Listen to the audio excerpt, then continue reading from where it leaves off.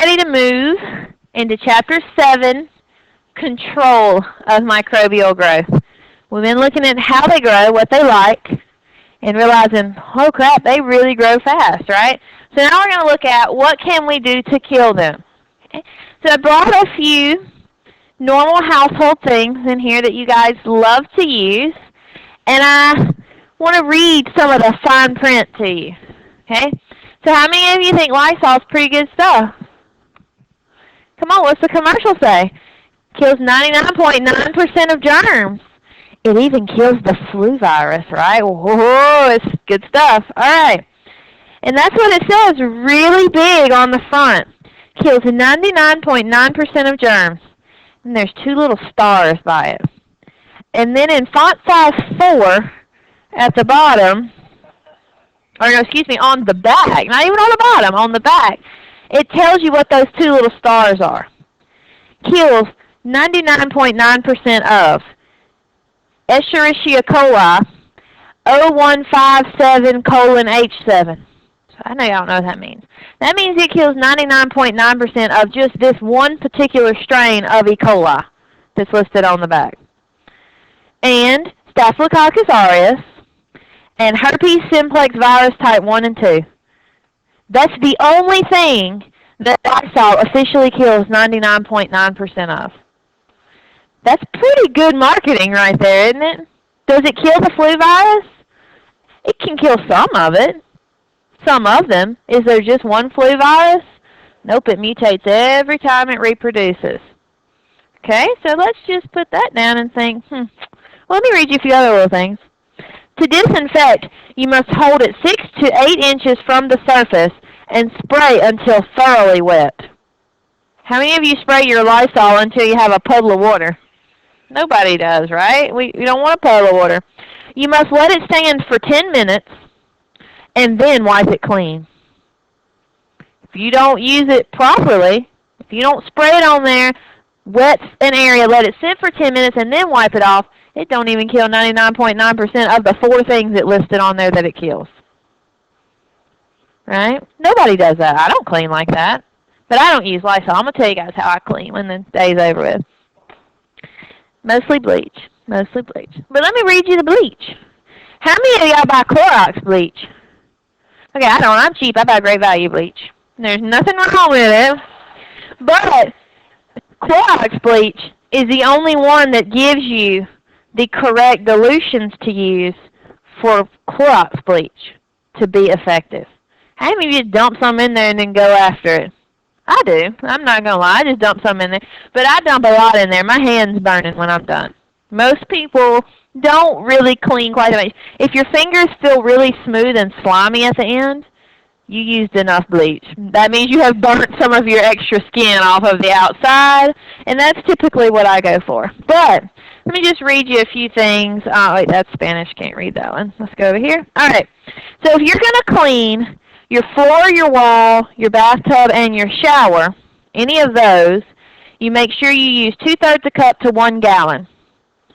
And for it to work properly, first you must pre-wash the surface before you use the bleach. How many people clean before they clean? Nobody, right? Then you let the surface, allow the solution to contact your surface for at least 5 minutes. Rinse it well, then air dry. If you're cleaning up after canine and feline parvovirus, you need to let it stand for 10 minutes. So some of you are looking at me like, are you kidding me? I swear. I'm just reading off of the bottle. I'm not making this up. If you're going to clean, if you're going to mop, you need a different dilution. So it just depends on what you're cleaning as to how you do this. To read you something else on the same bleach bottle, this product, when used as directed on hard, non-porous surfaces, is effective against this whole big list of stuff. That's pretty good, but what did it say? It's only effective if it's on a hard surface that's non-porous. A lot of the surfaces you clean are porous, and you just don't realize it. Tile floor is porous. Bathtubs are porous. Toilets are porous. Yes, sir?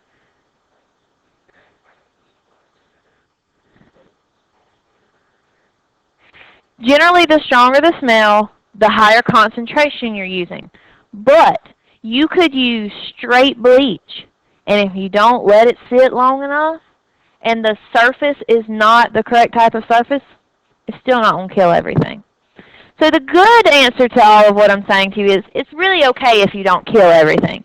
But I'd just like to point out to you that these are not miracles. Okay? I couldn't find the other cleaner I normally like to read to you off of. I have some bathroom cleaner somewhere that someone has used. The bathroom cleaner will tell you that it works best against a few different bacteria. None of them are fecal bacteria.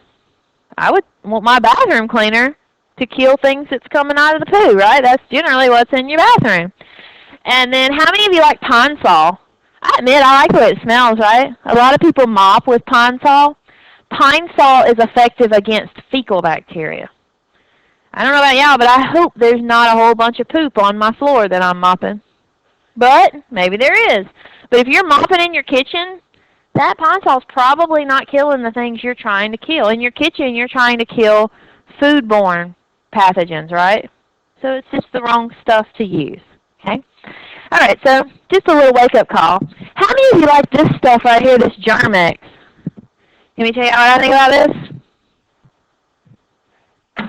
I found that in the lab. That's why I'm throwing it away. That is the worst invention ever that has been sold to the general population. It does not kill effectively. It dries your hands out. And when your hands dry, your skin cracks. Guess what happens when your skin cracks? Now not only the bad stuff you touch can get in, but the stuff that's good for you that's normally on the outside of your skin says, hey, I'm going inside. Jumps in your skin, then you get things like staph infection. Guess where staph comes from that you get the infection from? He's already been living on you. He just moved inside where he's not supposed to be. You don't catch staph from somebody else. You can, but that's really hard to do. Usually the staff's coming from you. Now, if you have no sink and no soap, Germ-X is an alternative, okay? But if there is a sink and some soap to you, you should never put Germ-X on your hands. That's why I don't want that in the lab, because there is sink and there is soap. You should never use that. There's a new initiative, not that Germ-X, but this foamy stuff is sitting by food places. It's everywhere. Okay, yes and no. It's good and it's not good. Do I want my child to use this before she eats every time at school? No. And I will fight with my kids' elementary school teachers. I will not buy a 5-gallon jug of Germ-X and send it with my kid as part of their school supplies. They can take my child to the bathroom and she knows how to wash her hands. She sings the hand washing songs. And she tells her daycare teachers that they're wrong. They teach them to scrub the soap away from the water and then rinse. That's wrong, right? You scrub under the running water. My 2-year-old knows how to wash her hands. Everybody should know how to wash your hands. Let me tell you something that grosses me out. Have you ever been in the bathroom? You come out of the stall and you go over to wash your hands, and you see somebody come out of the bathroom stall and say, those sinks are so disgusting, and then dig around in their purse for their Germ-X. What did they just do? They just wiped their butt and then stuck their hand in their purse. How gross is that? They just got poop or whatever they just done all in their purse. So the next time they dig in there, they're going to touch all that again. Horrible. That just grosses me out. I shouldn't record this, but I've been in the faculty bathroom and seen people walk out the bathroom without washing their hands. Horrifying to me that people don't wash their hands after they go to the bathroom. All right? So now, I'm sorry, I'll quit ranting and raving. But let's just now go a little bit. Let's go into Chapter 7 with the realization that there's very few things that can destroy everything. What are the best options we have? Okay? So to get into that information, we need to know what 2 different words mean. We need to know the difference between sterilization and disinfection. Sterilization is killing every bit of life on whatever you're trying to sterilize. Okay, so if I wanted to sterilize my watch, that means when I was finished with it, there'd be nothing alive on it. I can sterilize my watch. That's possible. Can I sterilize my arm? No. Because if I did, I would kill the living cells on my arm. Well, I don't want to do that, right? So I don't want my arm to fall off. I'd rather have a few bacteria on it. When you talk about just killing some of the microbes, or killing just the bad ones, not killing everything, that is disinfection. All these things sitting on my desk I've been talking about, these are disinfectants. They're not sterilants. You can't sterilize something at home, okay, with a typical cleaner. There's actually very few even chemicals that can sterilize. We're going to talk about some as we go through today. In general, we have 3 different categories of disinfection. There's antisepsis, or you're probably more familiar with a different form of the word antiseptic, right? That is when you disinfect something that's alive. Okay? So if I take an alcohol swab and rub my arm, right, before they give me a shot or take blood, that is antisepsis. That's disinfecting my arm. It's not sterilizing the arm, it's disinfecting it, okay, because my arm is alive. Degermation is physically removing microbes. When you wash your hands, you're degerming your hands. It's almost as effective to wash your hands without soap as it is to wash your hands with soap if you wash them correctly. The soap really just takes the oil off your skin. The soap doesn't really kill most of your microbes. If your soap smells good, it's not killing the microbes. So if your soap smells like cucumber melon or pomegranate, whatever it smells like, it's not killing the microbes. So you got to rub them under the running water. As you rub, the microbes are dislodged and the water washes them down the sink. Okay? But now as I say that, let me make sure I say, you don't need to always use soap that has antibacterial stuff in it. When you bathe, you really shouldn't bathe with Dial, something really strong antibacterial. Especially young children, they need a soap that's much milder. Okay? You never should clean special areas, private areas, with antibacterial soap because you want the good stuff to live there so the bad stuff doesn't start growing. That's why little kids a lot of times will get yeast infections because you're cleaning their bottom with stuff that's too strong. Okay? All right, next type of disinfection is sanitation. How many of you have seen a sign that says, "This has been sanitized"? You all have, right? Public restrooms have been sanitized. In McDonald's, you'll see signs that say, "This has been sanitized." Do you think they wear gloves when they fix your food at a fast food restaurant? They do not, because the public health officials have decided that gloves are dirtier than not using gloves. But here's what the public health officials require. That every so many minutes, and I don't know the minutes, but every so many minutes, every fast food employee and every employee that's handling your food is required to use the antibacterial foam on their hands. Do y'all think the 15-year-old boy that's back there flipping your hamburgers going every 10 minutes and putting that antibacterial foam on his hands? No, he's scratching his hiney and then he's flipping your hamburger. The foams are designed to be a little bit more, not quite as harsh on your hands. The alcohol content is combined with other things in the foam that don't dry your hands out quite as much.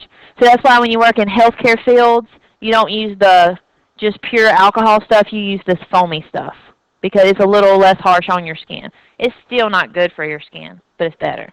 Okay? So what does sanitation mean? All those things are sanitized. I love this definition. It lowers the microbial count to a safe public health level and minimizes the chances of disease transmission. So what does that definition really tell you? It's killing just enough that hopefully it won't make you sick, right? Okay, sounds good. Now, what we're going to do now is just go through several different options, things we could possibly do to control growth of microbes, and we're going to classify it. Is it a sterilizer? Is it a disinfectant? You're going to see some suffixes as we go through. You're going to see side and static. Anytime you see a side, that means it's a killer. Okay? It's killing a certain type of microbe. So a germicide kills germs. What's a germ? We use that word. What does that mean? Any type of microbe that may possibly make you sick. It's not really a scientific term. It's more of a common term because the general public will talk about germs. They don't talk about protozoa or fungi and stuff like that. It's just kind of a generic term. So what would a fungicide do? Kill a fungus. Viricide kills viruses. Okay? Static chemicals or static situations are not going to kill something. They're going to keep it from growing. Okay? An example of something that would be static would be a freezer. When you put a microbe in the freezer, usually once you take it back out of the freezer, it'll start growing again. So you didn't kill it, you just slowed it down while you put it in the freezer, and then when you take it back out, it can grow again. So you're going to see these terms as we go through. Okay? All right. Y'all all look extremely scared right now. But that's okay. You're all still alive. You have made it this far. So even though sometimes things are gross to think about, it's going to be okay. You're not going to die from it, right? This morning I have already been told that she had to poo-poo, and I've already been given a booger, and I'm still alive. So you're going to survive. Y'all look at me like, that's gross. How many of you have children? How many of you have ever been said, look, Mama, here's a booger? Everybody has their hand up, right? They love to give you things. They like to give you a booger. They're very excited about it. All right. My child's also very excited when she passes gas. It's really funny to her. I hope she keeps doing that even when she's 15 and 16. She still thinks it's funny, so boys won't like her. All right. So a little bit more terminology. I always forget we have to do this. Microbial death. We've already seen it on the curve, right? We've already kind of talked about microbial death is not just an all-of-a-sudden thing. It occurs at a constant rate. It's an exponential death. It's just the reverse of the log phase. There are some things that can affect how fast and how effective a disinfectant or a sterilant is. So kind of keep this in mind as we go through, and I'll keep saying this as we go. The number of microbes you have on a surface or in a solution affects how long it takes you to kill them, right? That's kind of common sense. If there's more, it takes me longer to kill them, right? If there's a giant pile of bacteria up here, I'm going to have to wipe more times to get rid of them, right?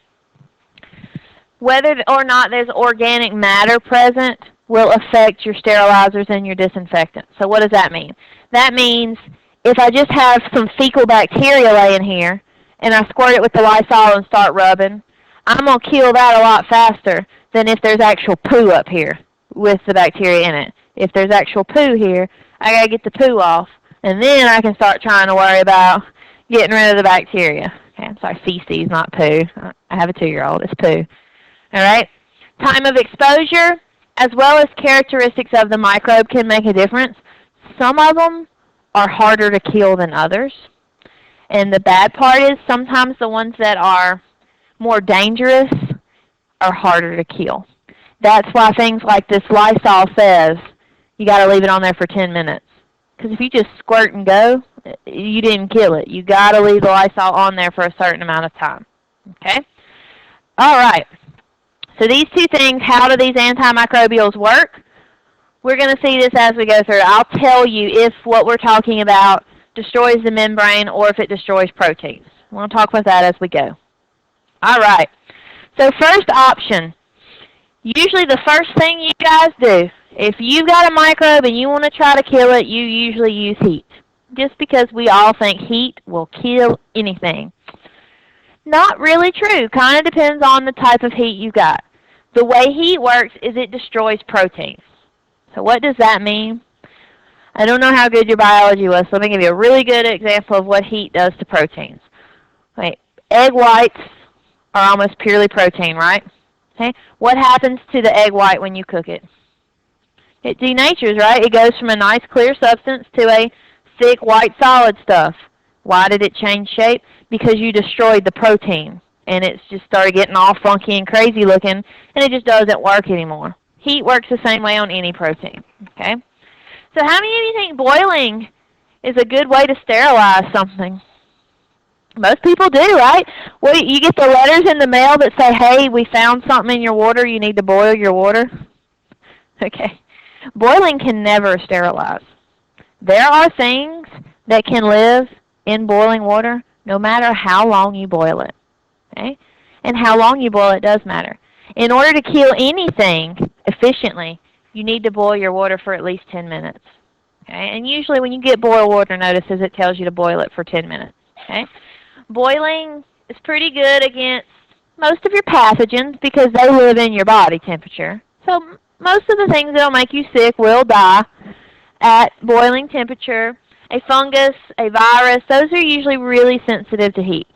But boiling can't kill endospores. It can't kill some of your encapsulated viruses.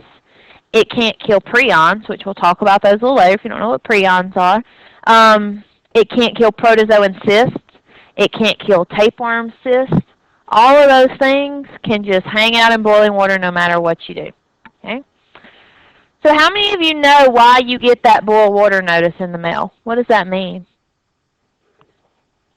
Pretty much. Sewage has gotten into your water supply. Okay? Water companies are required to do spot testing, site testing. It's not the same site every month. Every month they have a different site. They're required to pull a sample of water out of that site, and they send it to a state agency, and the state agency checks it for bacteria. What do you think? Do you think that state agency says, I found one bacteria, y'all got to do something about it? No. As long as the bacteria is below a certain level, they say, yep, your water's good, keep going. If they find a high enough level of fecal bacteria, they require you to send out a letter. So how fast do you think that process is? It's not going to happen in a day or two, right? So when you get that boil water notice in the mail, that probably means 2 months ago at minimum. They found some poop bacteria in your water, and they're telling you, hey, you may want to boil that. But you kind of needed to know to boil it 2 months ago, right? Okay? But it's not going to kill you because every time you flush the potty, that same bacteria is flowing up and getting all over you, getting on your toothbrush. How do you keep your toothbrush on the counter? How many of you got a toilet in your bathroom? Guess what's on your toothbrush?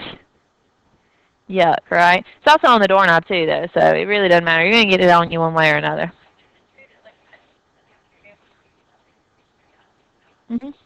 Yeah, they've done lots of studies where they fed people different things that would make their certain things in their poop glow. And they did this so they could follow where the poo was in the house. And it's disgusting. Within days, there's glowing stuff all over every wall in the house. So, yeah, if you have lots of kids, you really got poo everywhere, I hate to tell you.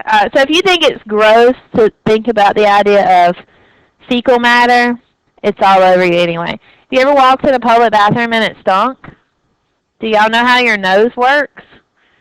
The molecules from the air off of that person's poop floated through the air, floated into your nose, attached to the nerve endings in your nose, and that's why you smelt it.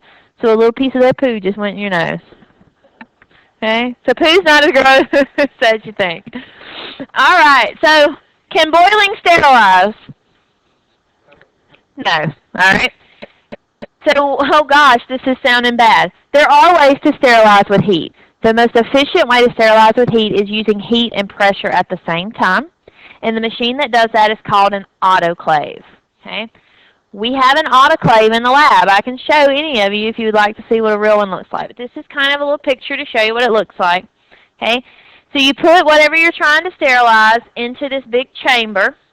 Okay? And then you close the door, seal it real tight, and it starts heating up, and it starts pulling air out of it at the pushing air into it at the same time. So while it's heating up, you're also rising the pressure inside of that chamber.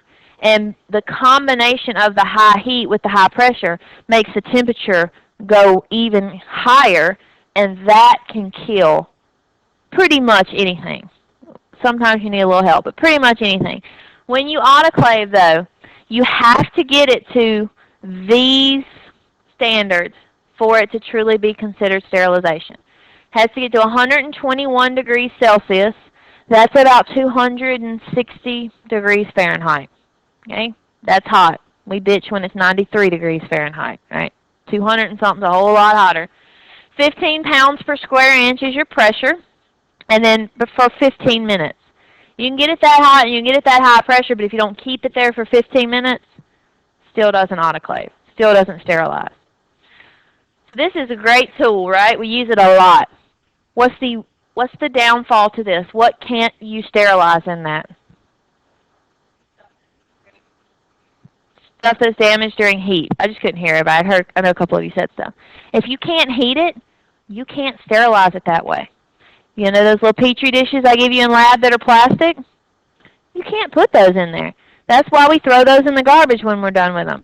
The little glass tubes we use, I don't let you throw them away because I'm going to sterilize them and reuse them when we're done with it. Some plastics can go in there. It depends on the grade of the plastic. There's another thing that can't go in there. There's a couple other things can't go in there. What else? Okay, something alive, right? Sure can't sterilize it. I'll kill it. What about this desk right here? What if I want to sterilize the top of the desk? That'd be a big old autoclave for me to put that in there, right? There are big ones, but that's not how I'm going to sterilize the top of that. So I want to put something huge in there. The other exception is something you probably wouldn't think of. If I had a really big vat of something liquid, I would have to really extend this time for it to work. What takes longer to boil? A little bitty pot of water or a big pot of water? Big pot of water, right? So it takes a lot longer to do a big collection of liquids. So we don't usually do liquids that way if there's another option. Okay? All right, next option for heat. So autoclaving, yes, it can sterilize. Obviously we're going through this because when you take your next test, you're going to have a big set of matching. And option A is going to be sterilizes. Option B is going to be disinfects. So I want you to know which one sterilizes, which one doesn't. Okay? Next option for heat is pasteurization. What's pasteurized? Milk. What else? Cheese, yogurt, fruit juice. That's your other big one. Dairy and fruit juices are pasteurized. Okay? Does that mean that is sterile? Oh gosh, no, not sterile at all. All right? Pasteurization was invented by Louis Pasteur because he wanted his liquor to last longer. All pasteurization does is kill microbes that are spoilage microbes. Okay? Heats it up just enough to kill only the microbes that are going to make that liquid spoil faster. If you heat milk too much, if you tried to autoclave milk, it would denature the proteins in the milk, and the milk would be disgusting. So you can't do that. So we just pasteurize it, heat it just enough to increase the shelf life of the material. There's more than one type of pasteurization, and I'm not going to make you learn the details, but people always ask me, what's the difference between the milk that's in the refrigerator at the grocery store and the milk that's in the box on the shelf? You know what I'm talking about, right? There's the milk that's in the box. I don't know what it's called. But it's both of it's just plain old milk, right? The difference is how it's pasteurized. The cold milk isn't heated quite as much as the boxed milk. So the boxed milk can last a little longer than the cold milk.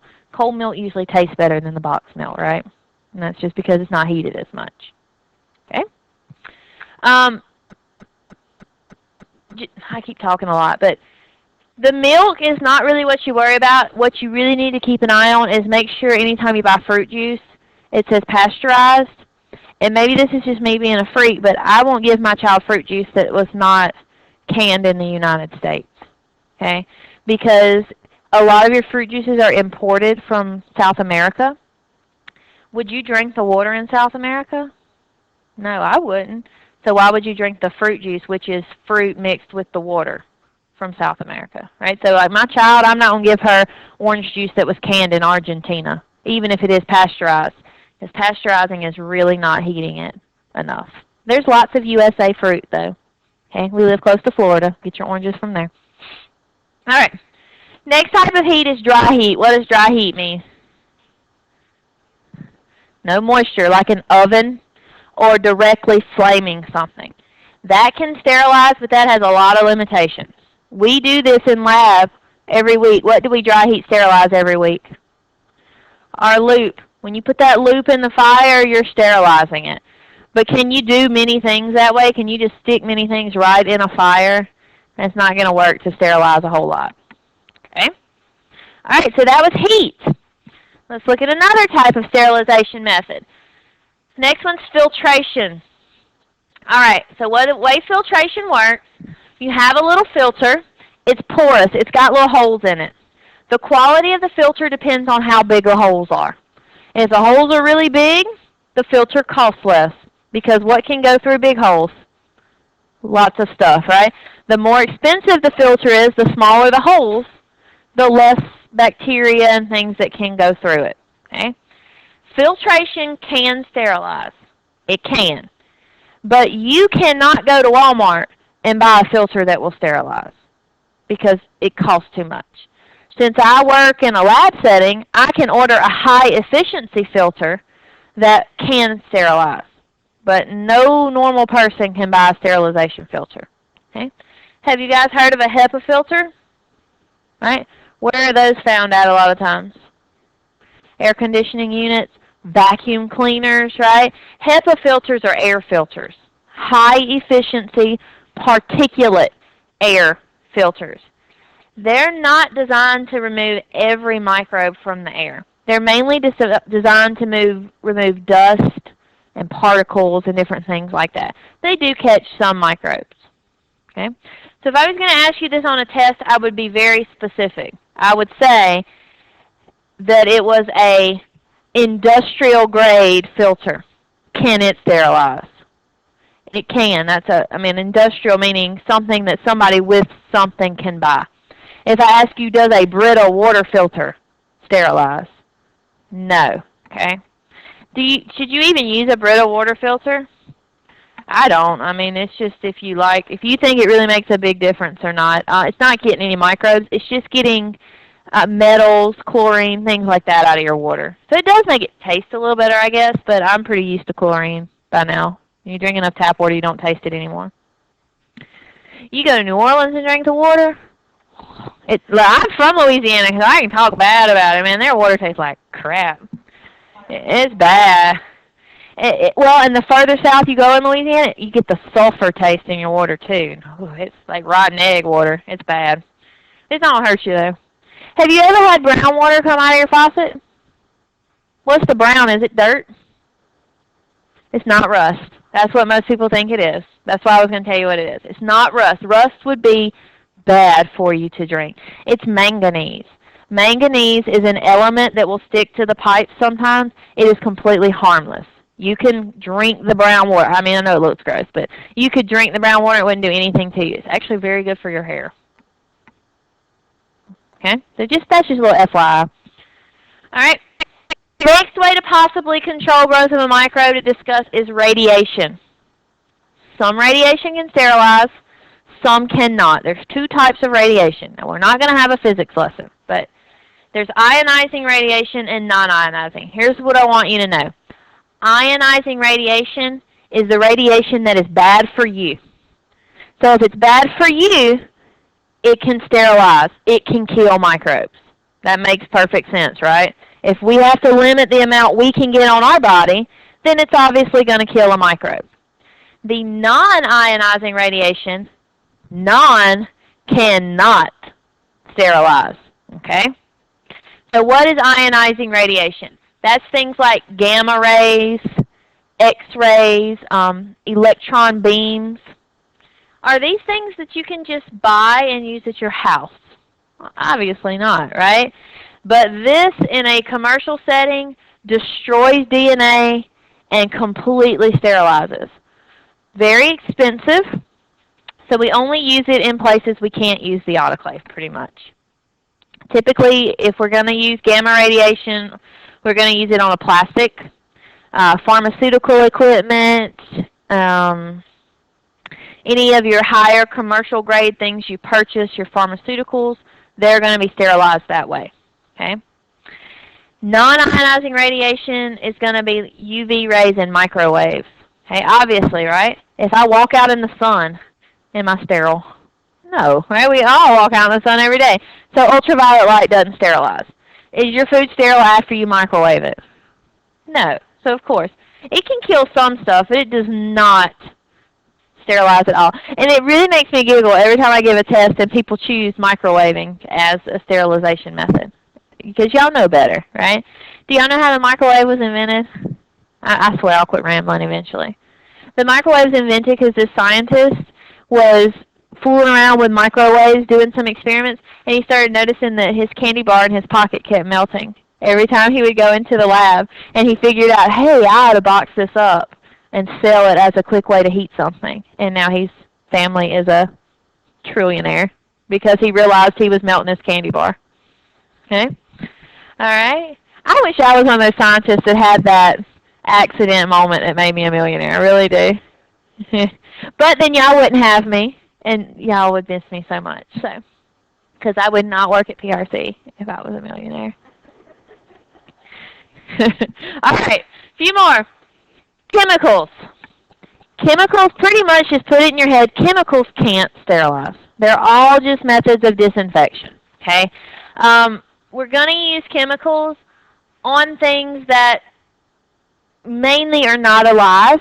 If we use chemicals on things that are alive, we have to be very careful with it because the chemical, even though it may not kill, can damage or mutate. And of course, we don't want to mutate our cells.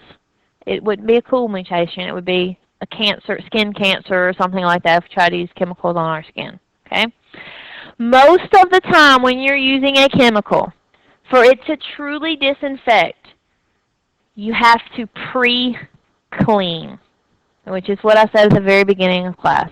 Most people don't pre-clean. If you want to truly disinfect your bathtub, you would need to clean it and then disinfect it. There's no such thing as doing it both at the same time. Cleaning means just removing the grime, and then you could disinfect it to kill the microbes. Okay?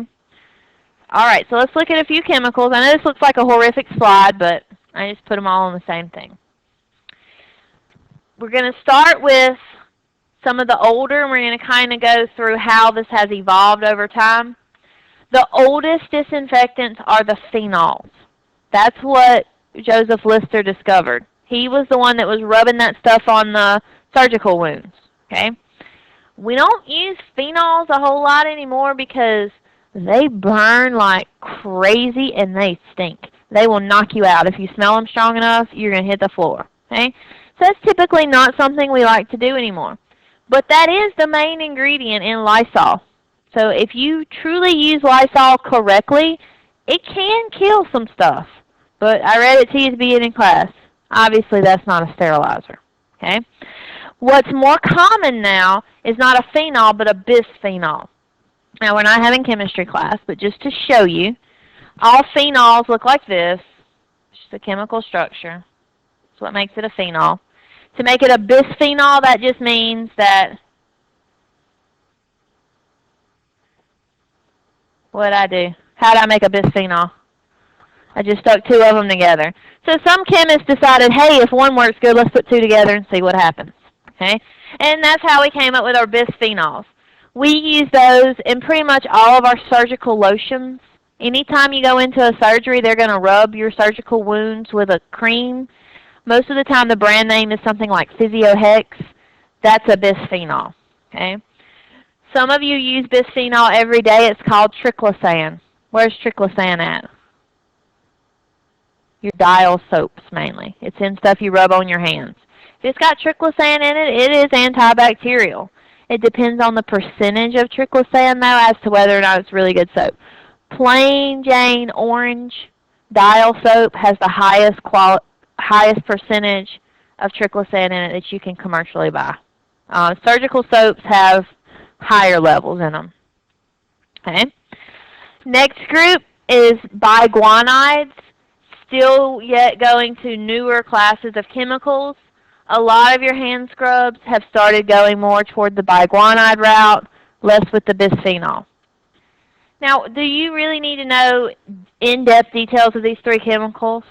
No, probably not. But anybody that is a surgical tech, you're going to get real familiar with those three chemical names. So I want you to know what their names are. Okay? Now, the last three on the list are the ones you're going to be much more familiar with just with everyday use. The first one is a halogen. Halogens are things like iodine and chlorine. Okay? Iodine is that brown stuff that your grandma used to rub on you when you'd skin your knee or cut your arm, right? So y'all remember that? Iodine is the oldest disinfectant that we use on wounds, and it still works. Why don't we use it anymore as much? Because nobody wants brown stuff that stains their skin and their clothes. That's the only reason it's not used as much anymore. What do we use chlorine to disinfect? Water. It's pretty much the only place we use it. The last one on the list, heavy metals, things like silver, mercury, copper. Those are actually pretty good. We use them lots of places.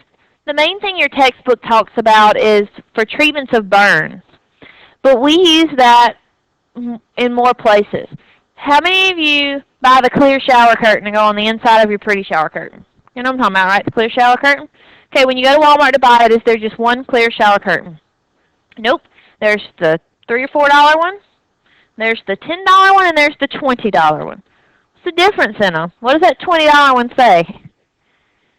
It's heavier, and it says it's mildew resistant, right? Guaranteed to not grow mildew.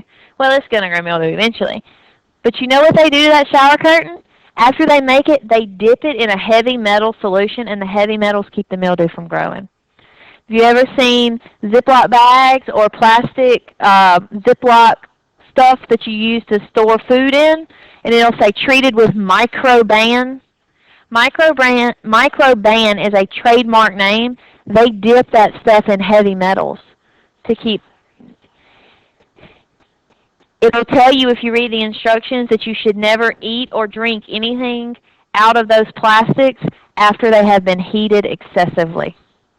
Just like you're not supposed to drink out of a water bottle after it's been sitting in your car, eventually the heavy metals will start leaking out of the plastic. No, that's very true. And this is one of those things that in 200 years will we figure out it was bad for us? Maybe, but isn't everything bad for you in one way or another? Yeah. So I'd rather just not have something furry growing on my shower curtain quite as fast. It's just me. How many of you have fish tank at home? What's wrong with y'all? Fish are beautiful. Great for kids to watch. What's the best way to keep algae from growing in your fish tank? Algae eater, let me give you a much cheaper way. Pop a few pennies in there. Not the bright, shiny new pennies, the old, crappy-looking pennies. Guess what's in them? Copper, real copper.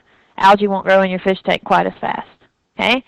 What old houses, what type of water pipes do they have? Copper pipes. Copper pipes kept the water cleaner. We don't use it anymore because it gives a kind of a funny taste to your water, and PVC is cheaper. PVC is a polymer we have developed that we can make a whole lot cheaper than we can copper. That's a natural heavy metal. But copper pipes do keep your water cleaner. Okay? Now, we'll catch this next time, and we're going to review a little bit more, but I want to say one other thing that I kind of left out. I just forgot as we got to it. When you go to get a tattoo, do you think they use a brand new needle on you every time somebody comes in there? What do they own? They own an autoclave. They're supposed to. You want to make sure they do. If they're tattooing out of the back of their house, you may end up with some hepatitis in addition to your tattoo. Okay? What about, how many of y'all get pedicures and manicures? Let me look out there and see how many people got pretty fingernails and pretty toenails. Do you think they own an autoclave? No, let me tell you what they do. They dig in your toes and dig all the crud out from under your toenails. And then they wipe them off and they put them in what looks like a toaster oven. Do you think that's sterilizing those tools? No. All right, guess what? Old nasty chick was in the pedicure seat before you. She looked like she ain't clipped her toenails in 3 months, right, or washed her feet. How do they clean that little pedicure thing before you get into it? They just spray some stuff on it and then rinse it out. They don't even rub it. So if you go get that done a lot, you're going to catch some fungus before it's over with. Just be ready for it. There's nothing wrong with clear toenails. They're very pretty. All right? Okay, guys. We'll finish next time.